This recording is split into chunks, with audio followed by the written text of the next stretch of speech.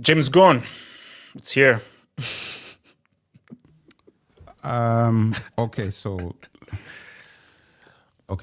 how do you want to start this conversation, or what do you want to do? Okay. No, I think so. Okay, general thoughts, and then we'll get into specific. Just general thoughts. I'll give my general thoughts and just give just very general thoughts on the trailer. My general thoughts, as similar to my thoughts before. So very general thoughts is James Gunn should not be directing this film, and I think that he doesn't understand the magnitude of the character Superman from a visual perspective. As in, it just doesn't, from aesthetically, it doesn't feel as if, oh, this is Superman, because it should be a big deal when you see Superman. But I think that, because I've always thought that he's a stronger writer than he is a director.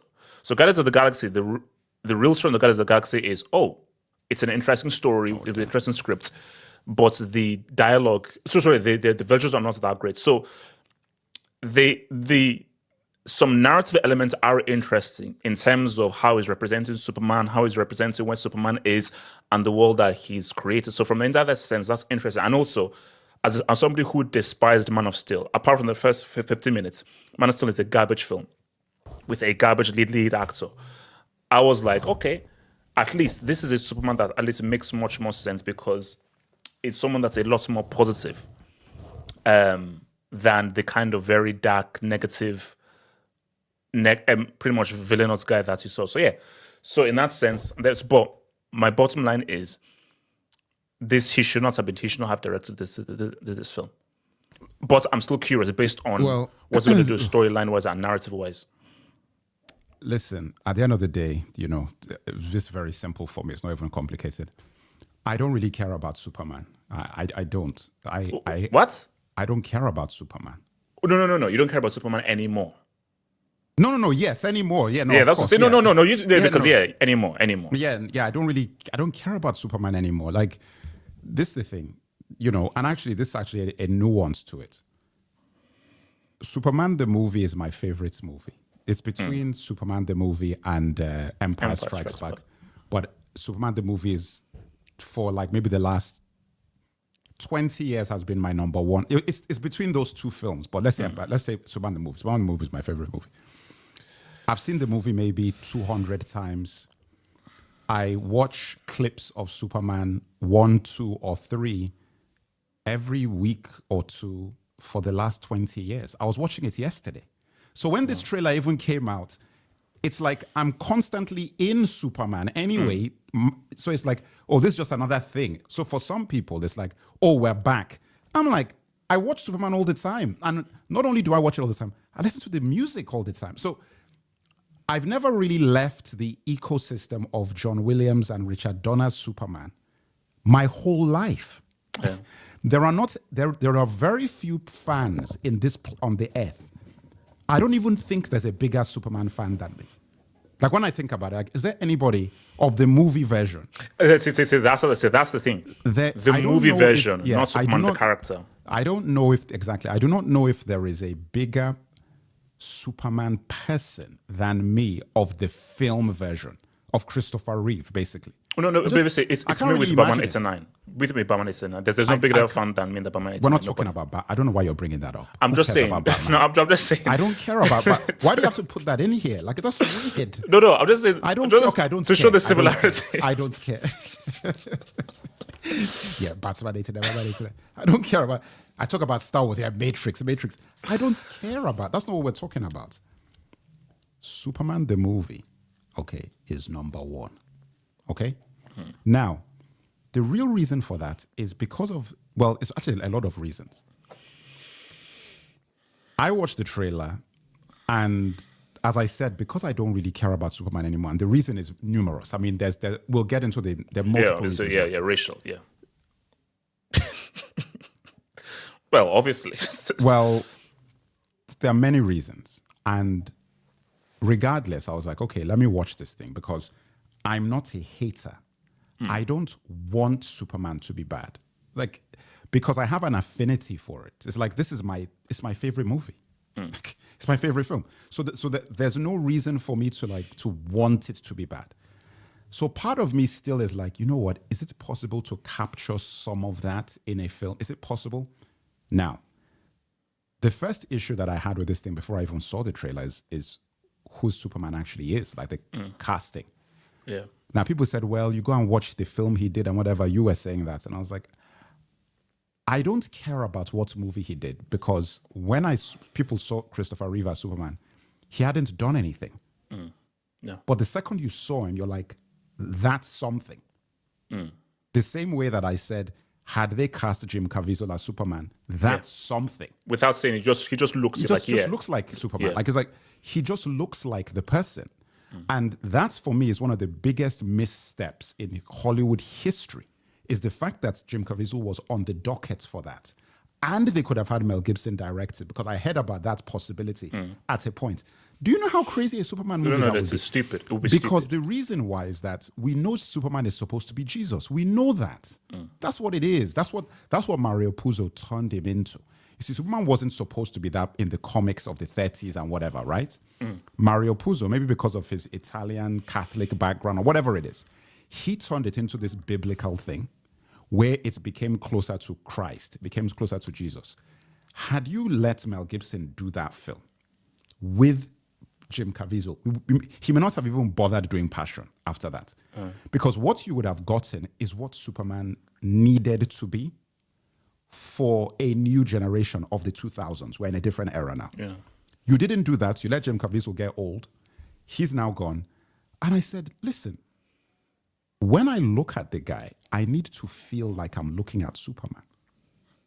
It's an aura. You know, you don't even have to be big. You don't even have to be big. Maybe so that's Henry Cavill putting all those muscles. No, that's not. Let me about tell you another bro. guy. You know, when they were thinking about casting Matthew Bomer, Matthew Bomer is a better choice. Is it the guy from In Time? Yes. Yeah. Look in his face. There's something in his eyes that you're just like, there's something there. So that if you made him Superman, I'm like, I just look at that guy and it's like, there's more going on, you know, behind the scenes. The guy that they put in here, I don't know who it is. I don't know who this person is, but I'm like, okay, so you put this guy in the movie. I'm looking at him and I'm like, he's just a dude. He's just a guy. So when I saw the trailer, that's exactly how I felt. It's like, oh, this looks like, and this I'm being real, this looks like a cool, teeny, youthful, young show. Not a movie, like a show. Basically, with young CW. CW, WB. It looks like, you know, because this is what they need to understand. You picked, what's his name, Holt for Lex Luthor. Yeah. If you're going to do that, you better bet your bottom dollar that your Superman is on point. Because Holt is not holding any movie together. It's not going to hold a movie together. So you better make sure and the funny thing is that Nicholas Holt, he's literally known in Hollywood as the almost man. Who? Nicholas Holt. Oh, the amount of roles he's lost. Because think about Nicholas Holt, that he's a really good actor. There's just something Wasn't about he supposed to be Superman? I think so. He was supposed to be Batman. He was supposed to be Batman. I remember that. But basically just that he's come close to many roles. Do you know why? You know the reason why? He's a decent actor. And he's white. He looks the part. You know what I mean? So they want him to succeed. Yeah, but there's just something about him. Yeah. So basically, he was close to the Pattinson Batman. It was between him and Pattinson for the Batman role. So he's got talent. I've never said anything negative about him. You know, it's not even about that. I just do not feel like that's the kind of guy that's carrying an entire half a film. Like, no. If it's Lex Luthor, it means that he's carrying half that movie. So my problem is that, listen, let me be real. Where are the boulders in this film? Where are the boulders? That's just a real conversation. Yeah. Where are the boulders? There needs to be because you need those ankles. A boulder, somebody, a heavy duty person, like something. I'm looking at this thing. I'm like, what are we looking at here? So I'm like, okay, fine. No, okay. Do you know something crazy? What? Do you know who James Gunn's boulder is probably supposed to be? Who? Is Nathan Fillion as Guy Gardner. That's from James Gunn's. No, I'm just giving you. From his perspective. From his, he's like, oh, this is my veteran actor that is experienced and everything. And also, you've got Hawk Girl. I mean, come on. Let me explain something to you. The first thing you got to know is that, because there's too much to even say. The first thing you've got to know is that they're trying to utilize this Superman movie to relaunch the entire DC universe. Yeah. That's the first thing you need to know. So this is not even really a Superman film. Start there. That's the first thing you need to get into your brain. This is a launch pad for pretty much an entire new DC universe. Okay. So they released, James Gunn basically released some information. And again, he may be lying, but he said that this isn't a film that is there to set up other movies. It's That's in and what of itself. he said. That's what he said. Okay, if that's the case, why are there 500 people in the film? No, that's a dead serious question. Oh no, it's true. If you say it's not setting anybody up, then why are there 500 people? Do you know how rich the Superman storyline is? Why do you need anybody else? If this is just a Superman film, make it him v Brainiac or somebody, or what's that guy who we used to laugh at with them, Omega Beam? Not Omega Beam. Darkseid. Not Darkseid. I'm talking about the other.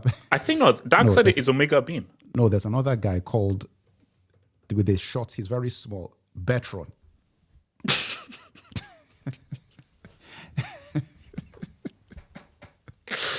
No. Betron. Yeah, no, it's Betron. no. Darkseid uses the Omega Beam. No, I know that's a Omega Beam, but there's a guy called Betron. You remember Betron? No. Google Betron quickly. Google it. I'm not crazy. I know what I'm talking about. There's a villain called Betron. Yeah. Bertrand. Yeah, And what does he do? Bertrand is the scientist who created the monstrosity Doomsday. He's an alien of unknown species. At the time, he created the Doomsday. Yeah, but there's something else that he was able to do. What's his ability? Just science. Anyway, look, whatever the case may be, the points I'm making is that you've thrown in so many people in there, okay? For you to then come out and open your mouth and say that this is not a setup movie. You know, when you look at the fans are not sensible people. As we've already talked about Comic-Con, the same people who insult you and wouldn't sit next to you in high school, are the people that you're running after to get autographs from and to go and line up to go and see in Comic-Con now. Because now they think what you're doing can make money and is cool. You see what I'm saying? When you were in school, you see, the thing is, I'm from the old school, right? I'm old. When I was in school, because I've always been a comics guy, you know this, everybody knows this. I was comics from when comics went cool. I was comics when it was not cool to be a toys and comics person. You know that for a fact. When guys were partying, Bobby Brown, MC Hammer, all this sort of stuff, I was reading comics. When it wasn't cool to do it. So I know what it means to be a real guy when it comes to fandom. I'm like, I've been a fan of this stuff when all through the ups and downs, when it wasn't cool, when there was no money in it, I was a fan before there were movies. When all we had was Batman drinking milk and riding around in daylight. You know that in the old Batman, he was never at night. Oh, yeah. At night, Adam West Batman went to bed at night. Can't remember, he was a dressing guy. No, yeah. No, basically, like, his prime hours were from 9 a.m. to 5 p.m. Basically, if anything happens at 9 p.m., don't call him. No, this is the worst part. When there's go slow, you can look to your right and Batman. Batman is in traffic, doing like this. Look at me. Look at what I say. Look. You go to look at Batman's car, the Batmobile. Bang, bang, bang, bang, move. Bang, bang, bang. That's what Batman is doing. He's hitting his horn, telling a guy to move. And at like 7 a.m. Russia, because he needs to stop this guy. There's a bad guy there, Joker. He's trying to get to Joker. Okay. So you'll be telling Robin that, listen, don't use that road because you know use this way. That is what the Batman we used to watch. Yeah. So those were the days when Batman was rubbish. So the points I'm making is that I go back to the days when there was nothing. It was a wilderness. Yeah. So I've seen the ups and downs of superhero movies. And now this is a low. We're in a complete low now as far as everything is concerned. And the problem with this is that you're going to bring back Superman. The first thing you do with Man of Steel, you had one movie and then he had never had a part two. He never had a part two. The part two of Man of Steel was Batman versus Superman, and then the Justice League movie, and then you redid a Justice League movie, and then you threw him into Black Adam, and then he's gone. That's it. And then he made an appearance in that was it. That was it. No. What Black Adam was the one. Yeah. So from my point of view, I'm like, wait a minute, guys. There has only been, since Reeve, 2 Superman movies since 1987. The one in 2006, and was it 2006 that one came out? Or 06, 05? yeah, 06. And the one in 2006, and then the one in 2013. That's it.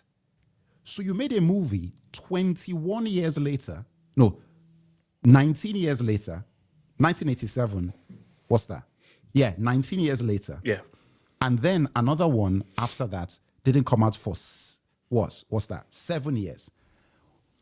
And this is Superman is the 10th pole of DC heroes.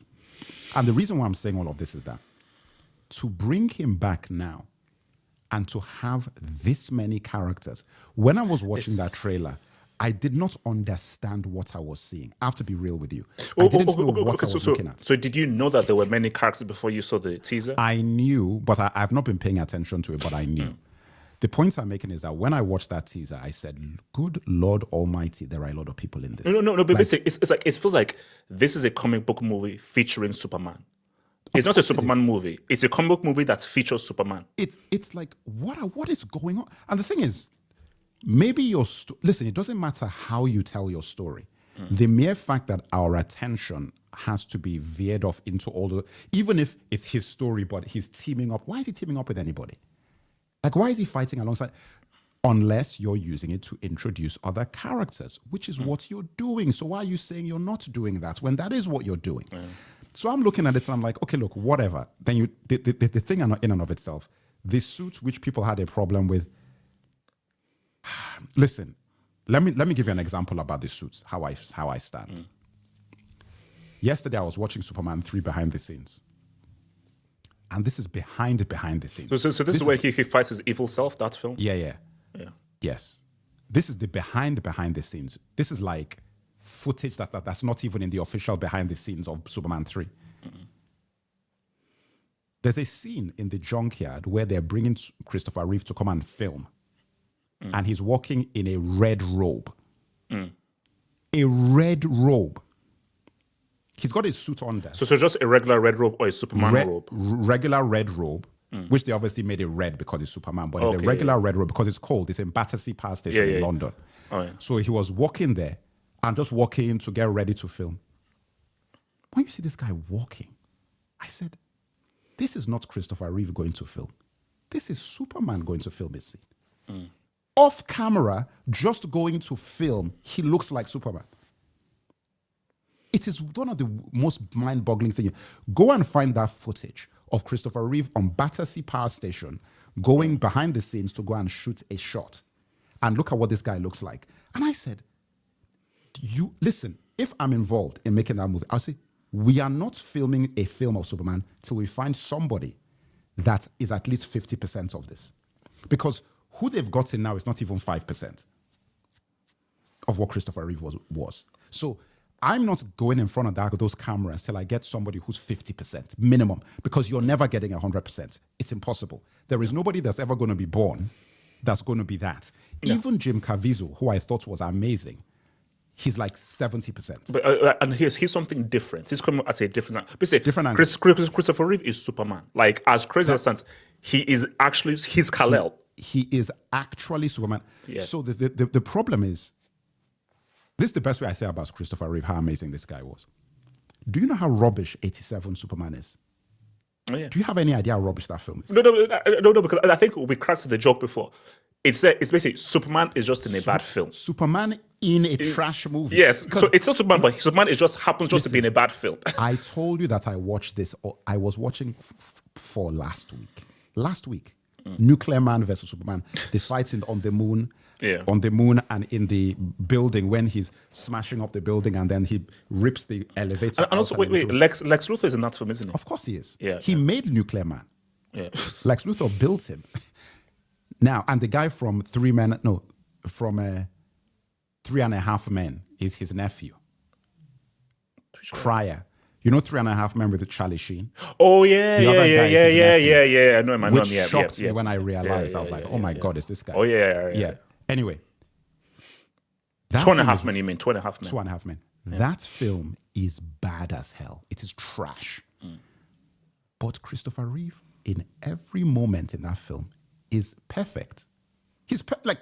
There is no level drop in it. Like, this guy is literally Superman as of the level that he was in 3, 2, and 1 in a bad film, okay?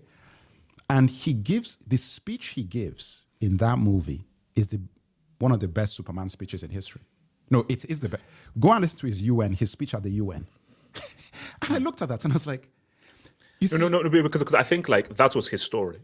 Like Christopher Reeve came up with the story for the film. Okay, the Snides, right? Okay, when he tried to do the same thing in Man of Steel. No, not Man of Steel. Was it Man of Steel when Justice League. Justice League. When Superman went to the UN, right? Oh yeah. No. Batman v Superman. Batman v Superman. Okay. When he went to the UN, and I said, you see this sneaky little man. You see this sneaky man. He's trying to do that same thing. He puts all the bells and whistles, the smooth camera, all that, the lighting, whatever. All of that is rubbish. Go and listen to Superman in 87. In a rubbish film, Christopher Reeve in 87, in a trash movie, that scene was better than what was in Batman v Superman. It was better because of who's in the suit. So the fact that you've got that guy, you're not trying to serve me up this cold meal, this cold TV dinner that I watched today on the teaser. I'm just like, listen, it's all well and good for the fans. Like, you know what? And as I said, the fans, I don't even take what they say seriously anymore because I'm like, you guys don't even know what you want. You guys are going to be excited over anything. Yeah, anything. Yeah. I don't believe James Gunn is bad. So you think I don't even think that. That's not the issue. No, remember, I said that I don't think he should be directing it, but I think that he can write it, but not direct it, no. Okay. My thing is that I say neither. Neither. You're trying to make Superman into something he really isn't, based on what made it successful in the first place. Superman became successful because of how real it was. That thing was...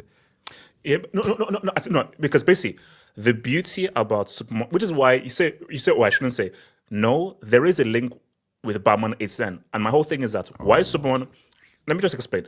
Why Superman walks to watch is that, with all due disrespect, that Superman character in the comic book, he's trash. And we'll get the whole racial undertones of it. Superman, the movie, is so good because it's a film. And it's an antithesis to the comic book. They weren't trying to replicate the comic book. James Gunn, who is a self-proclaimed super comic book guy, he's trying to replicate the comic book. Hence why, like, even people online have actually said that there are actual... like panels in comic books similar to what you see in the trailer.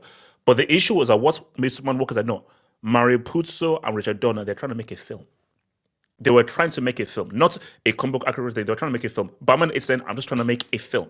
So, and I think that is what is missing here but they're trying to have their cake and eat it. So that trailer, you're doing comic book. Do you know, have you seen the title? You know when it says from James Gunn and everything? It is the exact same as Superman the movie.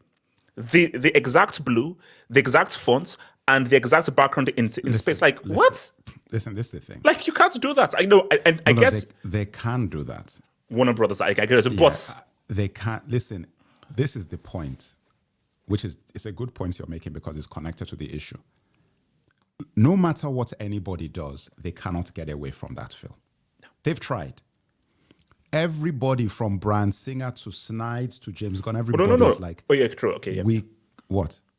No, because I didn't know. Bryan Singer just copied it. It was Snyder who tried to do something veered off and was just trash.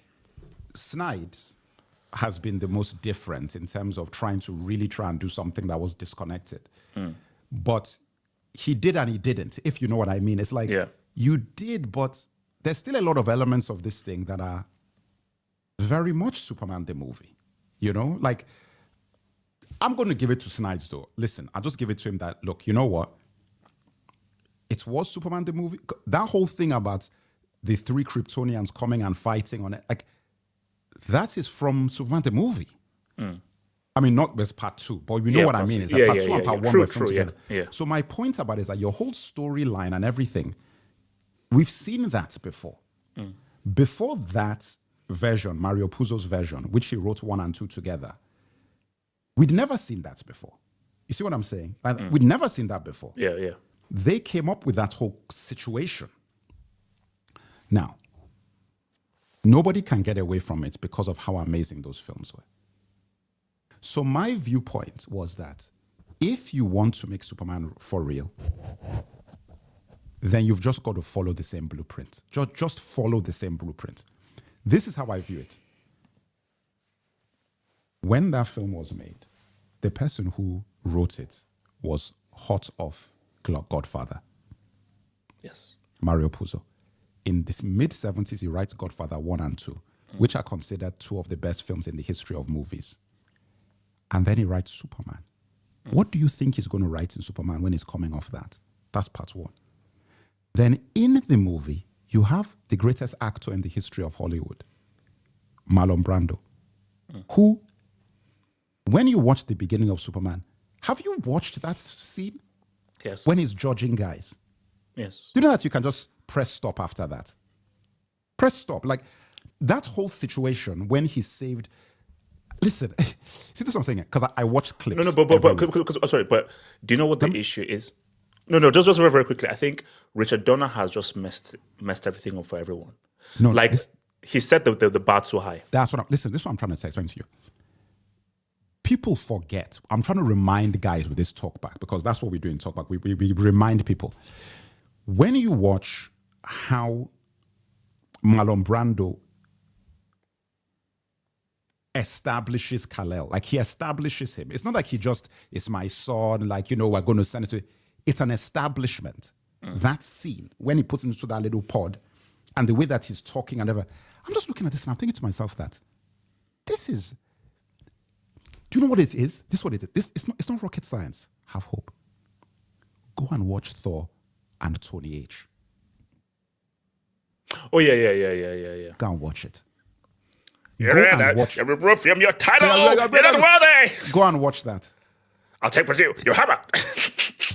It's not rocket science.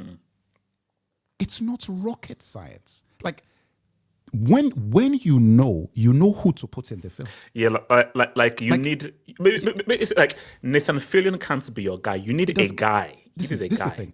Or guys. This is what I'm trying to tell you. This is a very simple situation. Because they did that, and then your villain is Gene Hackman, who, by the way, Gene Hackman is still alive. He's 94 years old. I saw footage of him. They were harassing him by taking pictures. Yeah, they should have just left this man alone. TMZ, they're so weird. Yeah. Just let the guy live. But I was so amazed to see he was alive. I was but do you know how great it is? I was watching clips of Mississippi Burning. Do you know how good Gene Hackman was in that film? And do you know how racist he was in that film? Do you know how good Gene Hackman is in everything? Everything. He's good in everything. That guy was good in everything. There is never a bad performer. Like, everything. That guy is a ridiculous actor. When I say good, he's like, the guy's outstanding in every movie. He's amazing. Like because that's what you call like real acting. That guy real acting. Outstanding. Yeah. So when I saw that, I was like, man. People said that he had a bad attitude in many situations and everything, and people have said that. But I looked at that and I said, first of all, amazing resilience, because he was walking to the store himself. Yeah. No cane, nothing. Yeah. At 94 years old to go shopping. I was like, my God, that's amazing. The second thing about it was, I said, this shows why I don't like that industry.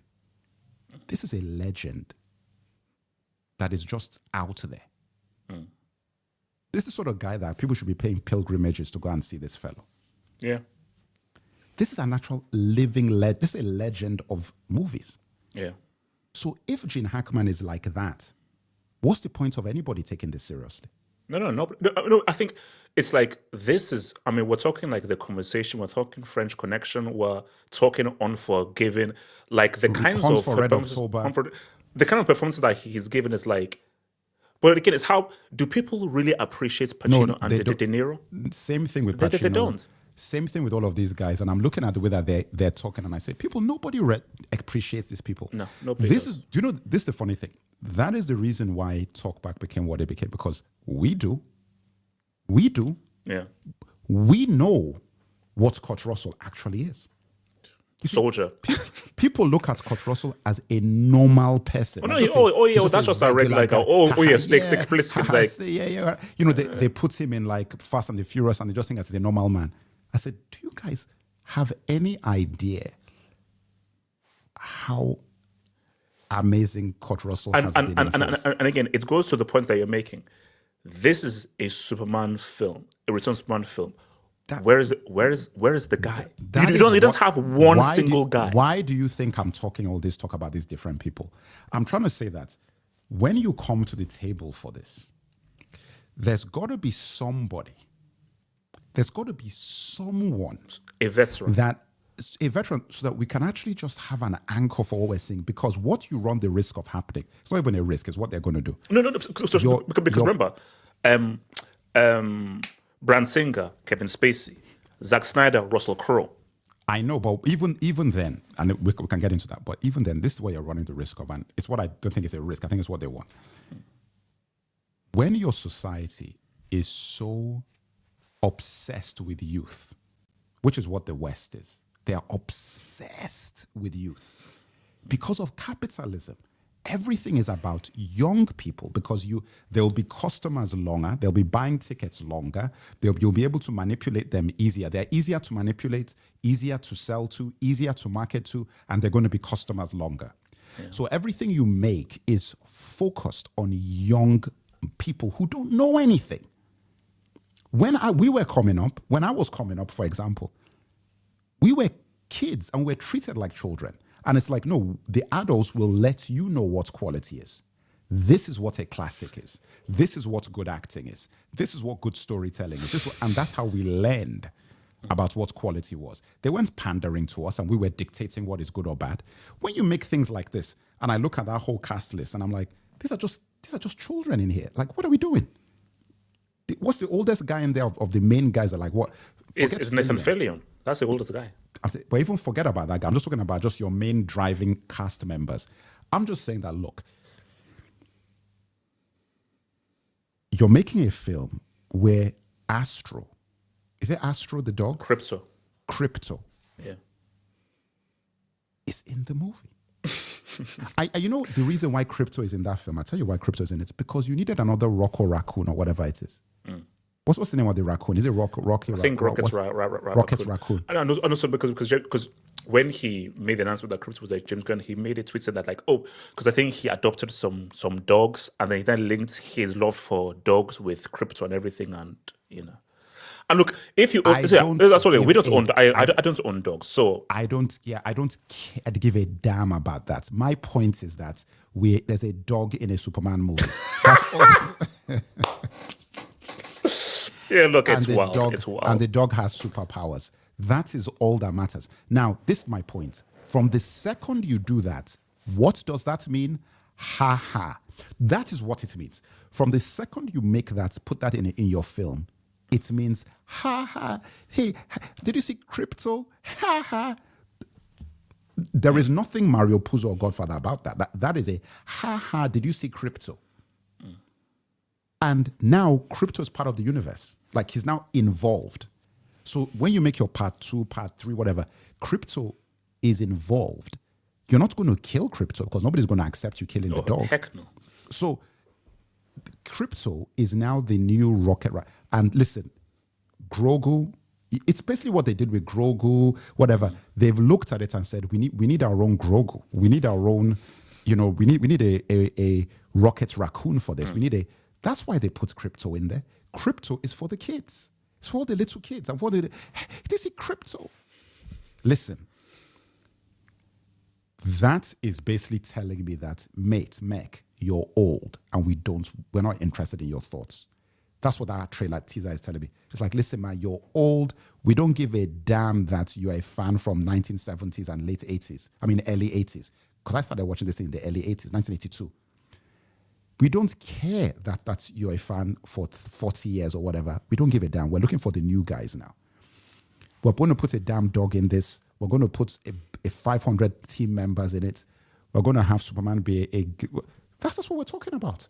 Because I'm looking at, I'm like, I'm being real. I'm a guy who wants to like it. So I'm watching it. So I'm like, there is literally nothing in this situation. It's a teaser, so we don't know a lot. But there's nothing in this situation that makes me go, yeah, man, I'm looking forward to that. In the world that we live in today, let's just go through a few actors here that are out there. Who are the biggest guys? Because you know that Gladiator 2 has made like what, 300 and something million, right? Yeah. Was it 300 or 400 million? I'm not sure. I think about 300 or 400. I don't know. I think that's probably worldwide. I think about 400 worldwide. Yeah, it's worldwide. In America, I think it's like what, 200, something like that. 200. It's a lot, basically. Yeah. It has so are you saying who are the main young guys or just main guys? No, because this is my point. Gladiator 2 has obliterated Gladiator 1 in terms of money. Like, wiped the floor with part 1, right? Yeah. Gladiator 2 is one of the biggest money makers in Ridley Scott's entire... I think it might be the biggest in his career. I don't think it's ever made this much. It's definitely Denzel's biggest in his career. Oh, it's Denzel. No, it's his biggest. No, it's biggest. Yeah. I already knew that. Like they said that Denzel has never had a movie make this much money ever before. And it's weird because he's technically not the lead actor, but he is.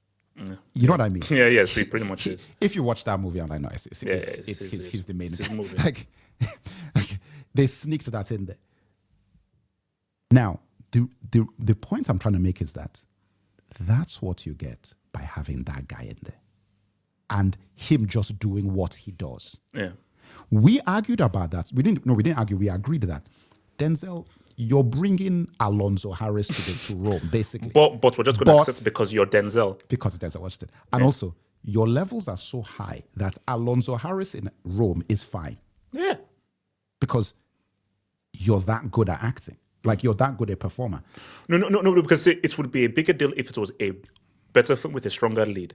But because the lead isn't that strong and there are issues, it needs Alonzo in that world. It wouldn't actually even be... Yeah, you're right. But the thing is that even if there was a better person as the lead, right? Even that... The point I'm making is that because of the level he's at as an actor, Alonzo Harris in Rome is still okay because when you watch that film... It's the quality of Denzel's acting. Quality. That's what I'm trying to say. You're watching it and you're like, yeah, this is a bit wrong, isn't it? But man, this guy's actually entertaining. It was entertaining. Like, and I think I see where you're going. So, a lot of people who didn't read comic books, who were not Batman fans, where did they go and watch that movie? Wait, Jack Nicholson is in a Batman movie? Okay. That's a lot of people who didn't read comic books, who do not give a damn man. Wait, Marlon Brando? Gene Hackman is a superhero? That's where I'm going. And also, when you then get there, what those guys did in that film, Gene Hackman is playing comedy as Lex Luthor. And he's doing it very well. Very well. He did it so well that everybody has tried to copy that villain since, and nobody. And also remember, this is post French Connection and the conversation where he is super serious. Let me tell you something. Go and watch Lex Luthor in Superman 1 again. There is a very violent, dark side to that. Oh no, 100%. No. That film is imprinted in my brain. Is he like Ned Beatty? That's slapstick. Ned Beatty is doing slapstick. There's something a bit more complex with dark thing about Lex Luthor. When they arrested Lex Luthor and they took him to prison, these four walls. No, have hope. I beg you to go and watch that scene again. You think it's funny from your memory. It's funny. Your memory tells you how funny it is. Do you know that when I played it last week, I laughed so loud that I thought that somebody heard me on the street? Because Wait, hold on. Is that the same film where he's like, "Oh, Superman, thank God! Oh no, get him!" No, yeah. Oh, that's no. Superman 2. Superman 2. No, That's this Superman is 2. Superman 2. Superman 2. Yeah. Superman 1 is when he took him to prison. Prison, yeah. Oh, no, is then- that when Otis is basically copying everything that he says? These four walls, these four walls. Yeah, he said that he took off his wig for the first time because we'd never seen Lex Luthor bald properly in the movie. Even though in the Cat comics, and so then he took it off, and then it was like, huh. And then Lex Luthor started preaching. Okay, and why it's so funny is that the way that Lex Luthor is preaching, he's serious, and Otis is also serious, but he's so stupid that his way of being serious is that he's trying to hype up Lex Luthor's dialogue. And why I found it so funny is that Otis, his entire life is pumping up. Yeah. That's no. He's a hype man. He's a hype man. That's all he is. So even in that moment in prison, his focus is like pumping up. And the point I'm making is that the only reason why Ned Beatty is able to do that because he's such a good actor. Very good actor. He knows it's like, this is my role, and he did that incredibly well. No, because that was the first time I saw Ned Beatty. I was like, oh, maybe he's a comic book guy. Then I watched Network. The Network, I was like, actually, I knew about it, but because that was the first film I saw of him. So I was like, oh, he's actually a real actor, and this was him doing a comedy. No, he's a real actor. That was the first movie I saw him because that was one of the first films I saw. But then I obviously knew him. But you see, that's but you see, and this is the issue. We're now coming to Nicholas Hoult. So very quickly, Jesse Eisenberg, he came out and said that Batman v Superman may have harmed his career. I'm sure it did. So he said and it's like, because that's just horrible. You can't go from Gene Hackman to Jesse Eisenberg and now Nicholas Hoult. Because Nicholas Hoult, again, really good actor, but look at what because Lex Luthor is you're going up against Superman and you're a man. Do you know who was good? Michael Rosenbaum. Very good. He was very good. Oh no! He's the second best. He was very good. He's the second best. Lex very Luthor. good. Like, very good. Nobody talks about him. I was like, guys, man, if you would watch Michael Rosenbaum as Lex Luthor, my goodness, that, you know what? Let me be real. I'm going to say something wild. He's better than Gene Hackman as Lex Luthor. If you're thinking of Lex Luthor from the comics. Yeah. No. That's a fair. See, Gene Hackman is not from the comics. He's just something different. He's something else. The comic book version of Superman that I read, Michael Rosenbaum embodied. That was fantastic as well. Just the way do you know what it was? Just like his whole aura of him. There's a particular energy about him that is like, there's this guy. Because basically, puts him in this film. Oh man, listen. This is the reason why I said that people aren't thinking straight. Yeah, no. Michael Rosenbaum, just because he was in the TV show, doesn't negate his quality. You could bring him back for this. 100%. Because and they should have, because I'm sorry, it makes sense. Because I mean, see, Nicholas Hoult, again, he's a good actor, but a key thing about casting, it's not personal. Like Nicholas Hoult, you just don't have the right look. So it's not about your acting skills and everything, but there's a particular look that Michael Rosenbaum has that Nicholas Hoult just doesn't have. There's a particular energy you get from Michael Rosenbaum that Hoult doesn't have. They could make me Lex Luthor. If you're going to make Nicholas Hoult Lex Luthor, make me Lex Luthor. It's true. No, look, see, you're a trash actor, but you look more as Lex Luthor than and again, this is no slice to Nicholas Hoult, but listen, your point is, you're making the point for me. I'm black. But my energy is more like Lex Luthor than Nicholas Hoult. Because I'm just like, come on, guys, this is not Lex Luthor. I'm saying that, look, it's pretty much like what we said about Gladiator and everything about the Mescal guy. I'm rubbish. I'm not an actor.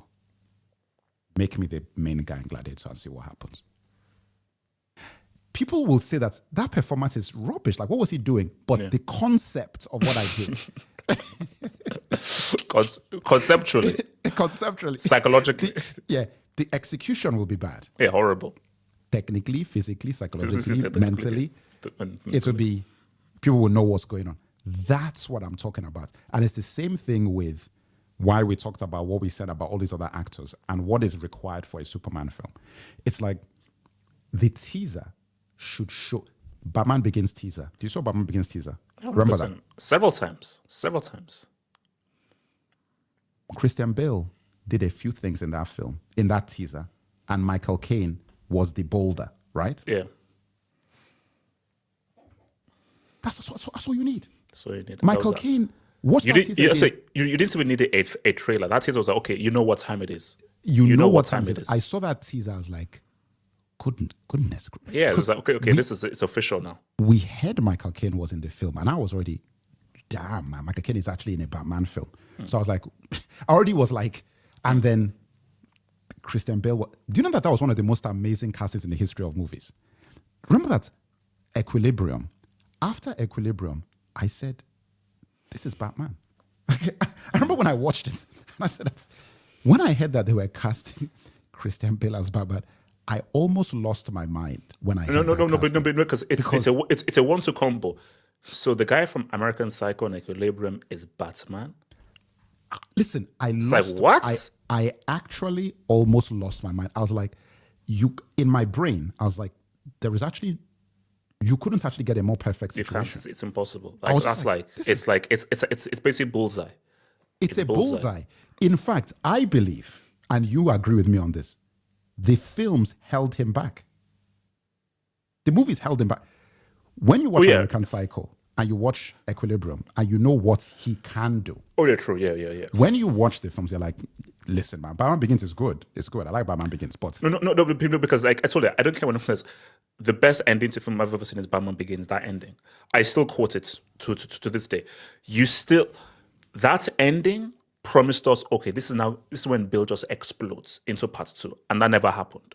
It didn't because a guy that can do what he did in American Psycho and Equilibrium, no, there was he only teased what he was capable of in Begins. And we thought, Dark Knight, this guy just going to completely go to another level. Equilibrium. Go and watch Equilibrium. Listen, these are clips that are on rotation on my computer. It's on rotation. Go and watch Equilibrium. I saw Equilibrium and I said, that's why, it's 2024.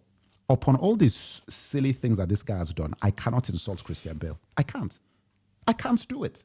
Yeah, no. Go on. No, I can't do it. Anybody who puts what I saw on the table in Equilibrium, I'm like, there is literally nothing you're going to do that's going to make me insult you. It's the same thing with Kurt Russell. It's like, after you've watched Escape from New York and Big Trouble in Little China, especially Escape from New York, any man who a man asks you, he's the president. President of what? As soon as I saw that, I said that anybody who delivers a line like that means that in your mind, you know exactly what you're supposed to do. Because that line was in the script. It was in the script. They didn't tell you to say it like that. Or like, sorry, spoiler alert, it is what it is. Escape from LA. Welcome to the human race. Listen. And that's how the film ends. The film ends like that. I've insulted the hell out of Stallone. Insulted, and we know what he did as well, that other thing. I tell you this. That individual called Stallone, he has done things that I do not believe any actor is ever going to do again. Never. Rambo 2 First Blood. We've laughed at it because we've seen the scene so many times. We've seen it so many times. So it's not even, it's like, we've seen that scene. That scene when he's talking to Murdoch, when he's captured, it says, Murdoch, I'm coming to get you. You can't teach that. You can't direct that.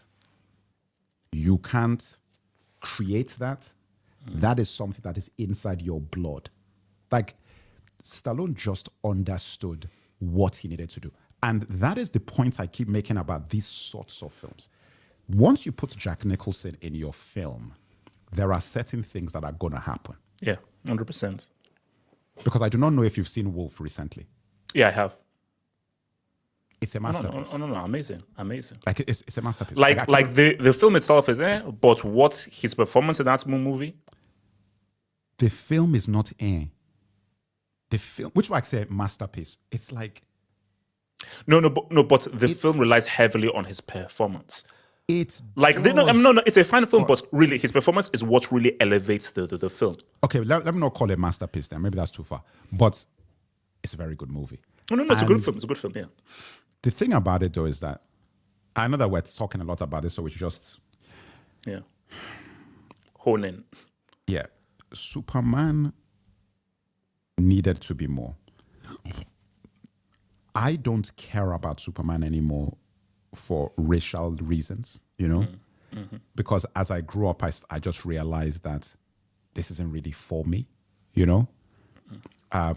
and it is definitely a white savior character, which is what it is, and it is what it is. And listen, it's still my favorite film. That's not changed. What I liked about this trailer a little bit is that the teaser is that it shows that he actually went to save some brown people. Oh, true, yeah. In the teaser. So I was like, in about 40 years of Superman films, this is the first time that he's decided to go. And the brown person wasn't very brown, like it was brownish. Yeah. But so still, like, progress. Progress. I was like, wow, he went to somewhere. Because I was no, but you see, like, the Superman films to be made can't be made. Because if you're making a Superman film, what does Superman do in the Israel-Palestine conflict? What does Superman do when Trump is about to come in power? What does Superman focus his powers on saving Africa, Eastern Europe, South America? So who do you place your focus on? And then if you don't, are people going to say, oh, Superman is so woke, Superman is a sellout, Superman is this and everything? The thing is that behind the scenes, you've heard me say a lot about this. So you know that what I said about all of what you just said. Because the truth of the matter is this. I'm going to say it. I'm just going to say it. Superman is racist. Okay?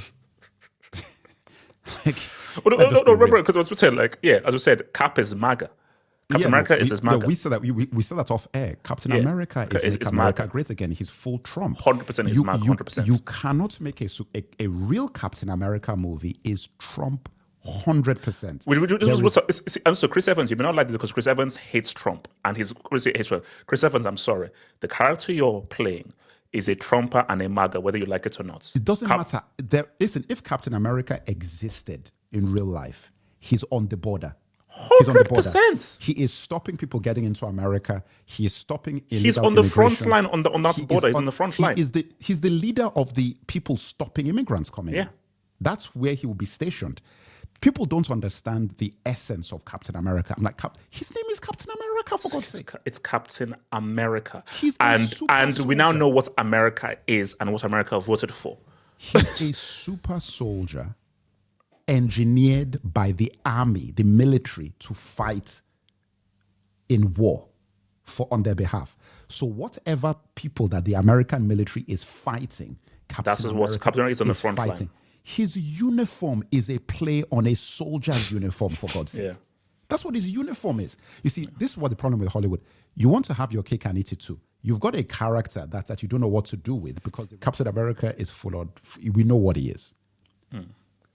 Now, Superman is racist. And listen, there's nothing you can do about that. It was formed out of an ideology that really doesn't have anything to do with anything other than white male power. Like that's really what it's about. Christopher Reeve brought a lot of humanity to it. And the way that they avoided dealing with what I'm talking about is that they just didn't touch it. No, because again, if I keep Israel, and again, this is a very uncomfortable truth, and it's very uncomfortable. You grew up in Smallville. Does Superman identify with non-white people or non-white population? If Superman had a choice to save white people in distress, black or brown people in distress, is he choosing black and brown people? No. White people? I wouldn't say that. No, I wouldn't say that. He would. No, Superman, the character, would save everybody. No. You have to make a choice. You can't save everybody. No. White people are in danger. Black people are in danger. You have to make a choice. He would save who is most savable. That's what he would do. Okay. Like the Lois Lane dilemma in Superman 1. That's what he would do. The character is not racist. Okay, the character, like the person. Yeah. If you're just going by what he says and does. Yeah. The problem is that the creation of the character, the people who created it and what you've made, it is inherently the image of like white supremacy. Like that's literally what Superman is. Like, there's no other way of looking at it. It's like, look, this guy is like Jesus. He's white. He's blue eyes, perfect features, small town America, like all this stuff about No, no, him. no. And that's- It's what like it's a because, but he's supposed to be an. See, that makes sense for Steve Rogers and Captain America, but this guy he's Kal-El. He's an alien. So how do you turn an alien into a quintessential archetypal Caucasian? Yeah, because that is part of what I mean. Like, even if an alien came from space and he was the perfect man with with supreme powers, he has to be white. That's the mentality that they have. It's like he's got to be a white man and the most beautiful, perfect white man. You know. Now, to show how unbiased I am, it's my favorite film. Yeah. If you look at what Christopher Reeve looked like, Christopher Reeve looked alien perfect. He looks the way that guy looked in that, he doesn't even look like a human. Which is probably why you believe is Superman. You're looking at Christopher Reeve's face, you're like, this looks like somebody you just made. He doesn't look like a real person. Like, it looks like basically, obviously for white people, like as a white person, this looks like the perfect white man. 6'5" or whatever, 6'4", the physique. They said he was skinny to begin with, and he got muscles. Yeah, his facial features and everything. You're just looking at him, you're like, come on, man. Anybody who sees this, you're like, as a black person looking at that, this has nothing to do with you. Like, nothing at all. Absolutely nothing to you. Give me my son is closer, then you're talking. You're there. Now we're talking, we're going into that direction. But at the end of the day, you're looking at this and you're like, nah, man. So that is where I go with it, that, look, if you bring something like that to the table now, in the era that we're in, I don't really have time for that. Like, because even when I looked at the teaser, I'm just like, I'm going to watch a movie about the blue tights Boy Scout who is for the good of all of us, to save all of us. And he looks like this in 2025. And that's what a lot of people want, apparently. Not me. Oh no! I'm just watching it as a movie guy, curious. Like, again, personally for me, like, Superman has never been my guy, and that the aesthetic of that trailer, I'm like, people's reactions were like, "Oh my gosh, the goodness and everything." That's not me. That's not me. Of like the Superman's pureness, his goodness, his positivity, which I know what it's about, but What is that code for? What's that code for? The purity. You cannot have a black man that they would talk about like that. There is no black man that they would talk about who is here to save the world. And it's pure. About the purity. The only black man that they would talk about pure is the one who is getting beaten, hosed, dogs are attacking him, and he's not fighting back. Oh, the purity. Look at how he's taking the chains. That's pure. That is pure. There is no black person that has fought anybody. Because this is why, and this is why it's, again, this goes slightly deeper and controversial, because I've always said to myself that if you depict Jesus how he's actually supposed to be depicted, where he's a bit brown and has curly hair, would you put those paintings up on the wall in these European churches? As in how Jesus actually looks, because of where he came from, would they put that up? Because a lot of people, especially European churches, cannot accept a non-white, non-blue-eyed, non-straighted, non-white Jesus. They won't accept it. Same thing as if, like, okay, just for a laugh, let's have a Superman that's brown or black. No. Well, this is Superman. No. You see, no. Yes, theoretically he should be any race, but Superman is white. Like, no. Wait, hold on. Let me just say, please. Let me just be very clear. I am not. I told you. I know you don't want it to be. Yeah, I hate Miles Morales. So please, Superman is white. Peter Parker's Spider-Man is white. So I'm just giving like a social experiment of how like purity has to be whiteness, good has to be whiteness. The archetype of virtue and morality has to be whiteness. Theoretically, that is the proof that it is a racial thing. Superman is from Krypton. He should be any race. He should be able to be any race. He should even be green, blue, whatever. But basically, he shouldn't look like he's an alien. So he should look like an alien. No, forget the point I'm making. That on racial grounds, Superman could be any color. Yeah, true. Yeah. The fact that white people get upset if Superman talk about him being black is proof that it is a racial thing. Because if you were realistic to what this character, because see, they argue about that with James Bond. I'm completely valid. Yeah, 100%. He's an aristocratic white man from Scotland or wherever he's from. Yeah. Ian Fleming wrote a character from, he has to be white.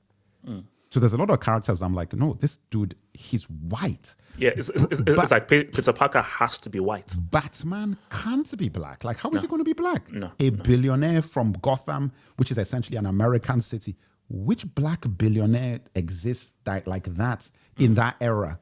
Maybe in the future, Jay-Z's child or something. But the point I'm making is that there's nobody that, it just doesn't make sense. But Superman, the fact that people argue about that, and they argued about a black stormtrooper from a galaxy far, far away, that shows the depth of your racism. It's like, no, you guys, No, because it's a have your cake and eat it fantasy. It's yes, it's alien, yes, it's different.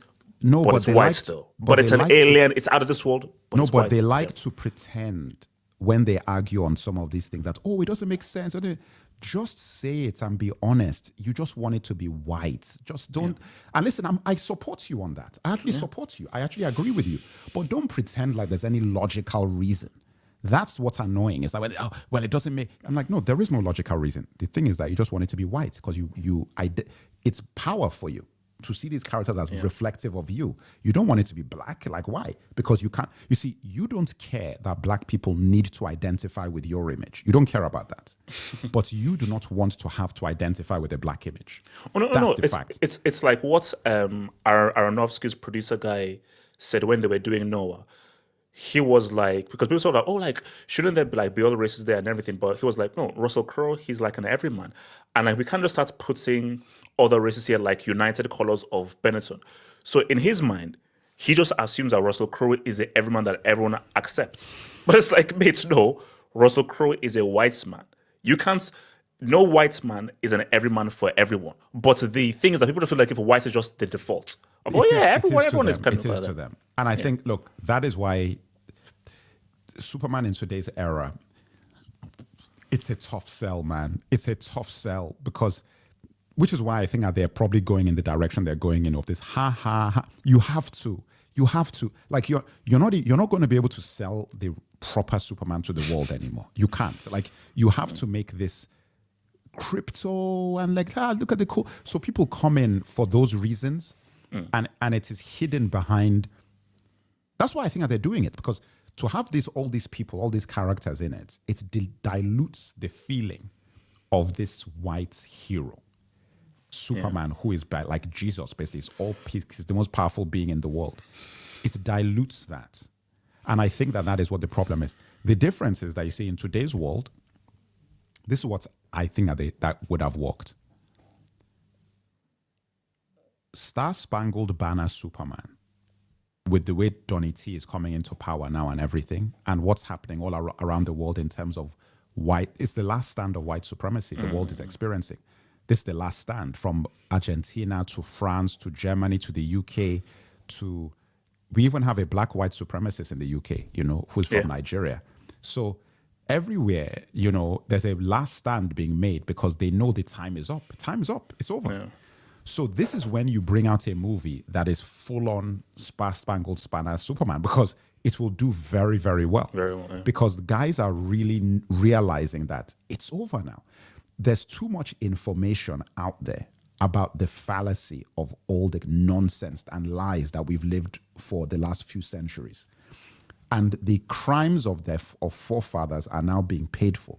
So for that reason, when you bring out things like this, in my view, bringing out a watered-down Superman where you're trying to be for everybody is pointless because the essence of Superman is that this guy is the all-American superchild. That was what was so amazing about Christopher Reeve Superman. This guy was full American. Yeah. That's what he was. He even had the flag. He had the pictures with the flag. No. That's actually interesting. Like, so you release a teaser and there's not a single image of the American flag. I know why they're doing it and they don't get it. They're like, listen, and I keep saying this. You have to just accept it. Accept it. He is America. Yeah. What I wanted to see in that teaser, the flag everywhere. No, but because the thing though is I remember Captain America didn't go fully in that direction. He should have. Like, I'm sure, but he go so really. This is the gap that you can really fully go into. But the thing though is that James Gunn, I don't know what your politics are. No, his policies are not pro that. He's not. I really feel, and listen, this is how pragmatic I am. I'm very honest. No, but it's true. If you look at the fact that this guy won the popular vote and everything, a pro-MAGA, pro-America's man will make $1 billion. Yes. There needs to be a hero that is America. Yeah. Right now. Like, if you want to be for real, you need to bring out America. Listen, the poster is just a flag. There's no character on it. Guys will be like, what film is this? No, I'll just say because it's because again, obviously we can't talk about it, but it's not that film in February. It's not. Oh yeah, no. Yeah, it's not that. Yeah, don't talk about that's not the movie. No. I'm telling you that you bring out a film and you just put the American flag on it. Do you know that there will be protests and it will make $1 billion? You know how people will be protesting, oh, this film, la, la, la, la, la. I will guarantee you $1 billion. Oh, no. A film where this guy fully embraces America and the whole theme is about America's, he's protecting the essence of America, makes $1 billion minimum. The intro music is do say can.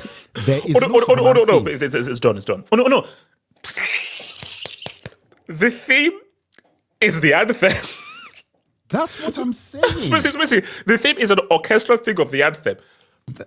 You know what? That's what 2 billion. 2 billion. 2 billion. I'm actually no. This is actually no joke. No, it's not. That thing makes 2 billion. If you do it, I'll watch it twice. Me, I'm not American. The sheer audacity of doing that, I'll watch it twice. Not out of like, do you know how amazing that film would be? Like, yeah. This is the reason why I'm saying it. I'm going to explain to you why. It's scientific. Hollywood is racist, right? It's racism. Yeah. You built an industry on racism as propaganda for white supremacy. That's what you did, right? Mm. Most of your franchises and your characters are steeped in that. They are drenched in that. The foundations of those characters are built in white saviors, white ideology, all of this sort of stuff. What you've now been doing, because you see that the demographic of ticket buyers has changed, is to try and twist franchises to be female-centric, to be black, to be Latino, But the essence of these franchises are white. Yeah. And they're America for some of them. They're full on America. If you just embrace what it actually is, all of a sudden it starts breathing. It just starts being what it is. Because you have to understand the core. Because the actual tools within it are that. If you had a Superman movie that was full on America and he was giving speeches about the country, but it was about the whole defending the Constitution, defending, and it was exactly, amendments. But it was still had the special effects and all the things going. So you don't make a crap film, like you just do it properly, but you fully embrace what Christopher Reeve Superman was. Because if you remember that first, it was America. Yeah. For goodness sake, the flag was all over the place. Yeah, true to goodness of the American way. Yeah, true to justice and the American way. Yes, right, true to justice and the American way.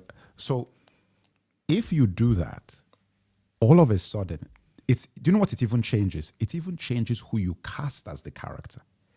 Because you then find a different kind of person. You see, David Corenswet, then he can't then you have to there's a I don't know who it is. There's a particular guy. There's a particular guy. Is that film?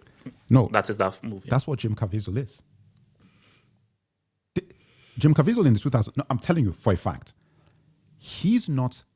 He's an evangelist. He's a Christian. Mm-hmm. There are certain values. I think he's a bit more deeper spirit. I'm talking about. See, this is where we now get into Rick territory. No, I get what you're saying. But I'm just trying to say that the Christian thing, that angle. True. That's an angle. Yeah. It's God bless America. Yeah. There you go. Yeah. Like that sort of thing. Superman has lost that. And if you don't go for that, there is a heart of that character that's missing. He's an idealist who landed in America in Smallville and absorbed the ideal American mentality. He doesn't care about anything else. Now, like Superman. Yeah, he's for the world. Yeah, he's for America. But he's really for America. Like, yeah, I'm for the world, but I'm really for America. Because my essence, how I grew up, is American. And has been instilled into me, what has been brainwashed into me, is the American ideal. So really, I'm for basically America first. Captain America, there's a war going on in Africa. You go and call him. He said, why are you calling me? Have you checked my name?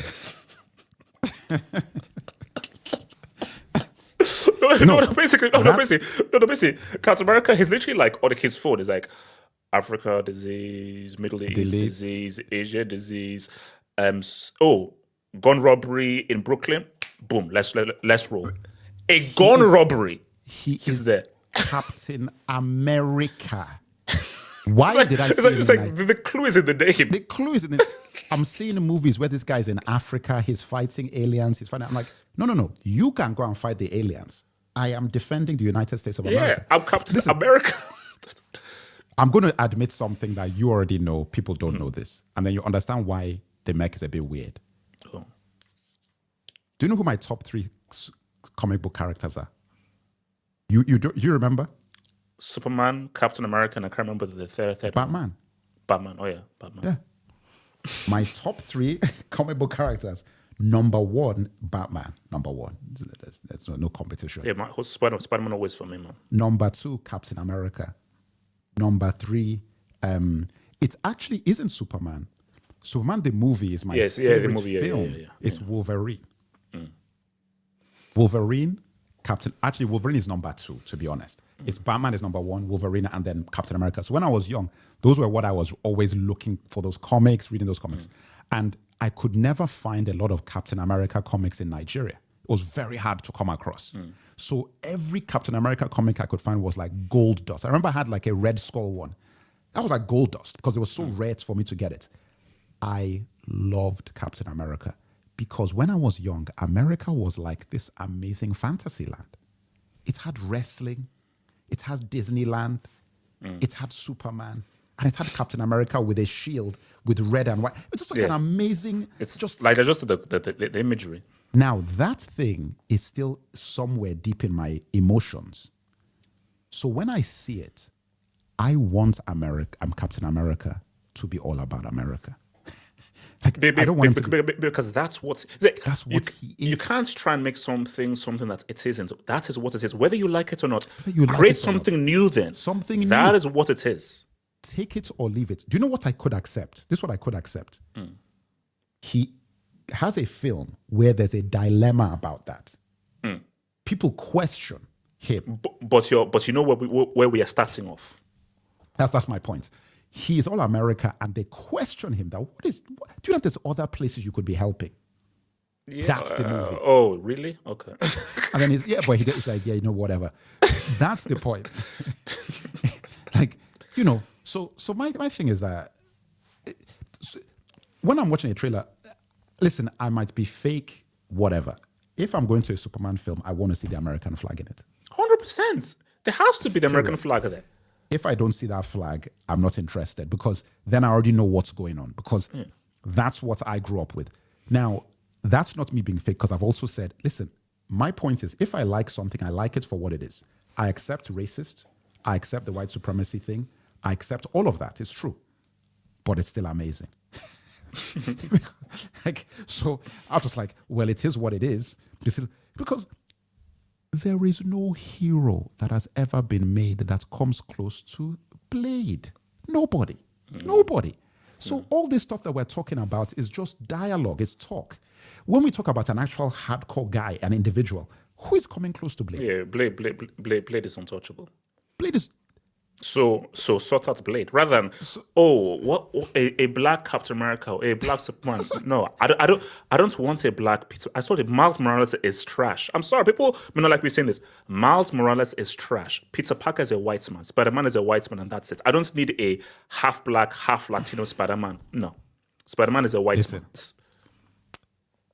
Blade. That was one of the best meals that I ever had when I watched that film. I watched that film and I said, oh, you know what?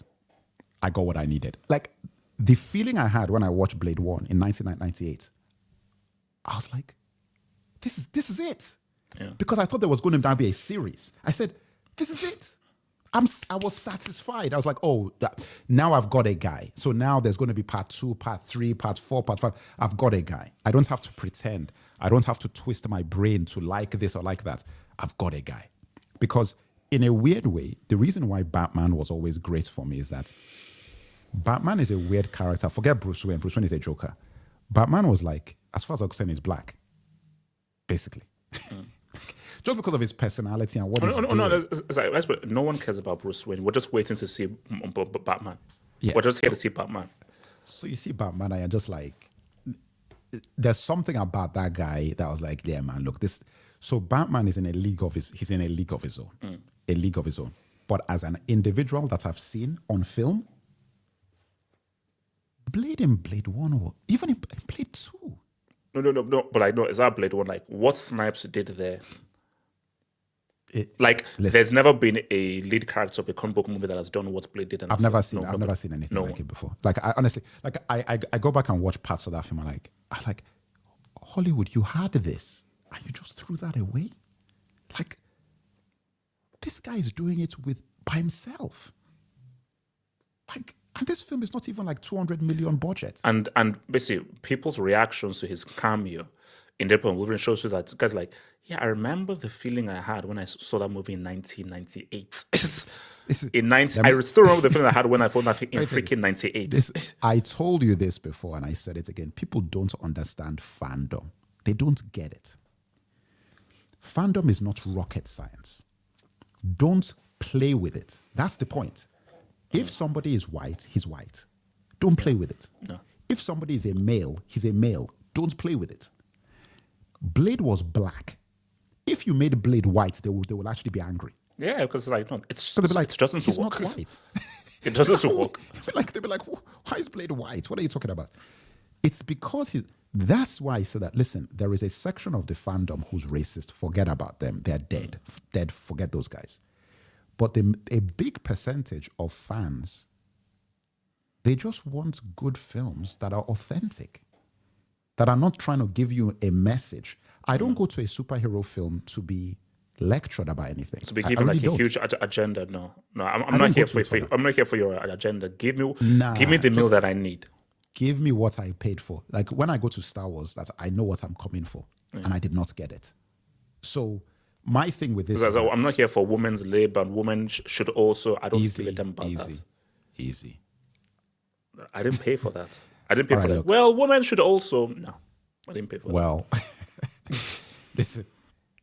The basic points about this talkback is that. Yeah, look. Let's run this up because I watched that teaser, and I'm still in the same position I was before I watched the teaser.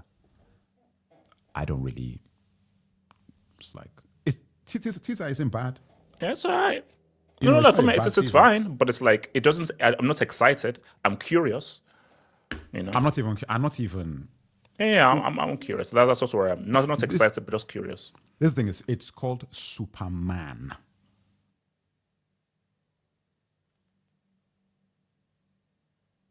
There's no abbreviation, nothing. No legacy, no first, just Superman. I said it's called Superman.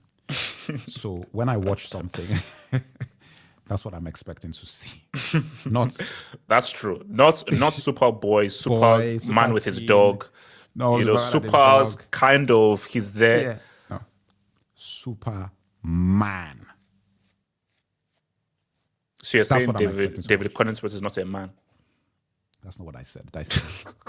Well, essentially, I say David Corenswet is not a man. That's not what I said. Well, that's not what I said. What I said was when I go to watch Superman, I'm expecting to see Superman.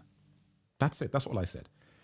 I'm saying that I'm watching something that feels like a teen thing. It feels like a WB thing, and that's my problem. That's my issue. I was like, come on, man. Like, and listen, it's a teaser. You never know. But from what I've seen, there's a lot of characters in there. We've covered all the bases of everything that we have feelings about in the project. The fact that there is a dog in it is ridiculous to me. It's absolutely ridiculous. And what is even crazier is that the fans accept it. That's how you know who we're dealing with here. The fans are like, because these people are so desperate. Oh, no, they're desperate.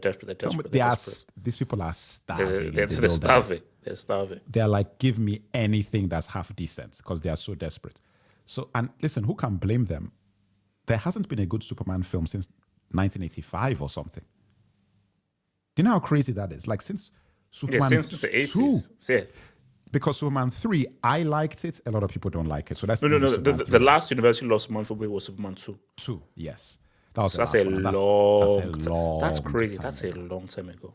That's a long time ago, man. That's a very, very long time ago. So in a sense, it makes sense why guys are like, just give me something.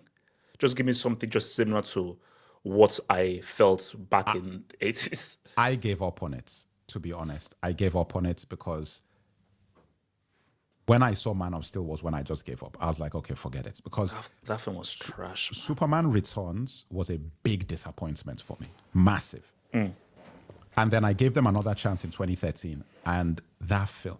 And you know what? Listen, I'll never forget it. I'll never forget this. Going into the cinema, Man of Steel, because it was Snides. And I was like, how the hell did they give this thing to Snides? That first 10 minutes. Oh, yeah, no. I still rewatch the opening. I look over to the guy I was watching with, the guy called Matt, I remember. And I was like, Matt, this is pretty good, right? I checked in with him because I was like, I think this is good. But I was like, then he had his popcorn. Do you know that I was scared? I got a chill. You know when you get a chill? I was like, oh my God, this is going to be good. Because that first 10 minutes was good. Yeah. The first 10 minutes was good. I was like, oh my goodness, Snides actually pulled it off. That's what I was thinking in my brain. I was like, and I got nervous, and it was my nerves, man, because I was like, oh my God, please be good. This is how I know I'm not fake. It's not hate. I started praying. I was praying. I said, please, just be good. I was in my brain because I was like, and you know what? Every minute that went on, I was like, don't mess up. Okay. And then we got a scene. I was like, oh, okay. Yeah, we're still okay. Next thing came, I was like, okay, we're still, you got to make a mistake. Another thing came, I was like, okay, that's what I was doing. Then it got to a point where I was like, you know what? We've now had 20 minutes. Yeah. Which you can't throw away 20 minutes. Because my brain was going, okay, 2 minutes, we can get rid of that. Because usually in a film, you get 5 minutes, you get rid of that. You're going to 20 minutes. I was like, No, but say, how do you have a film that has an intro and then it then ends? There was no middle to that film. There was the intro and then we're just like action all the way. It's like, where do we breathe? Where is the middle? Where's the thing? Just a complete, like the most immaturely put together piece of trash ever. I've never seen the film from beginning to end twice. Never. I've only seen the film once all the way through. That's it. Well, that's we shall see July, man, innit? Going up against what Fantastic Four and all that in July. Any final words? No,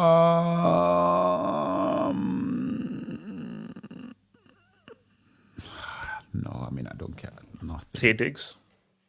What about Tay Diggs? I'm just saying Tay Diggs.